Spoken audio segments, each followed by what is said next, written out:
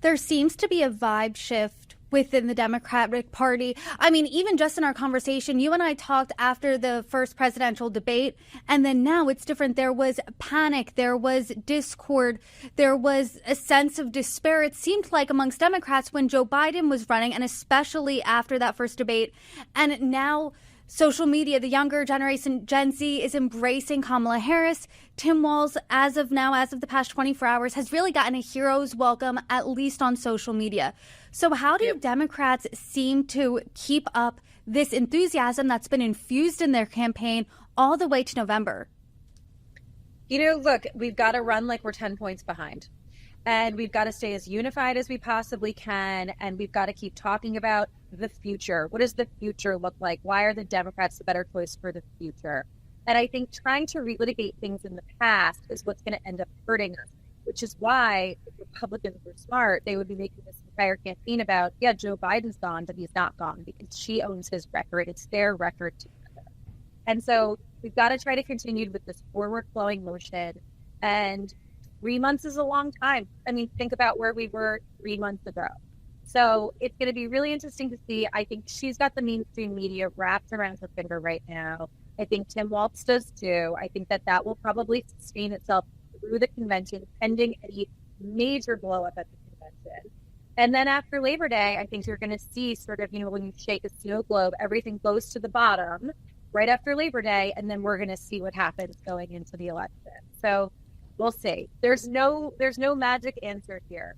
It's just she's got to play some error-free ball. She's got to land some punches. It'll be interesting. We talked last time to see what Donald Trump tries to do with the debates. He's already trying to weasel out of the one on the 10th, counter offered with the Fox News one. So we'll see.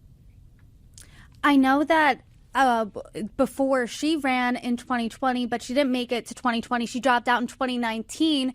Do you think she, aside from you're not super happy with her VP pick, do you think she has been playing error-free ball in the past little over 2 weeks since she began her campaign? Absolutely. And part of that because she hasn't been challenged, right? I think that the mainstream media was so anxious to get Biden off the ticket. And I think Democrats were so anxious to get Biden off the ticket that once that happened, I mean, it's funny because you think back a few months ago, people said it could never be Biden steps off because it can't be Kamala. And then Kamala was there and sort of got this hero's welcome. I don't think she's made any major missteps. You've seen the donor class from the top to the grassroots all unite behind her. I mean, the numbers that have come through the door are Obama-esque in terms of, showing the excitement of the party. She hasn't made any major gaps. And she's been out there every single day doing the things she needs to do. So far, she's playing an error-free game. And then you've got Trump, who's out there sort of reverting to form. And I had said this to a number of different reporters, that I was really afraid at how well disciplined Trump had been after the debate. He really kept his mouth shut. He didn't pile on. He sort of saw that Democrats were eating their own and he didn't need to do anything. If he got involved, they might just flip on him. The beginning of the convention, they trotted out his granddaughter, who gave what I thought was the most humanizing speech that's ever been given for Donald Trump.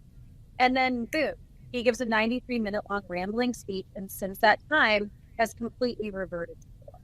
And so the question is, can Donald Trump get back to more disciplined, on message? How do we make this campaign about her? How do we make this campaign forward-looking and sort of steer away from the racism and the sexism and the things that I think are going to unify the Democratic Party and set him back with the middle?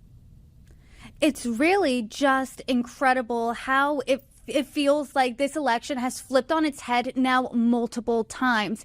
Feels like Republicans are now playing defense and Democrats are on offense. What are you looking out for between now and the DNC and beyond? It's just that, I think that there's so much that has happened in the last 8 weeks alone. I mean, remember that time that Donald Trump was almost assassinated? Because that happened too. So what is going to happen between here and November? And the answer is we don't know yet. So we'll see. There had been some chatter that perhaps Trump would try to take Vance off the ticket. It doesn't look like that's going to happen. I think we now sort of are where we are. And so we're just going to have to see how this plays out, because something really big happened in the Middle East. Does Iran attack Israel? How do we react to that? Does anything go on with Ukraine? Anything go on with China? Friday, the markets tanked. We saw a little bit of a rally back yesterday. But the economy, where is inflation going into September? And so there are so many unknowns and things that are frankly out of our control that I think are going to shape the contours of this race as we go.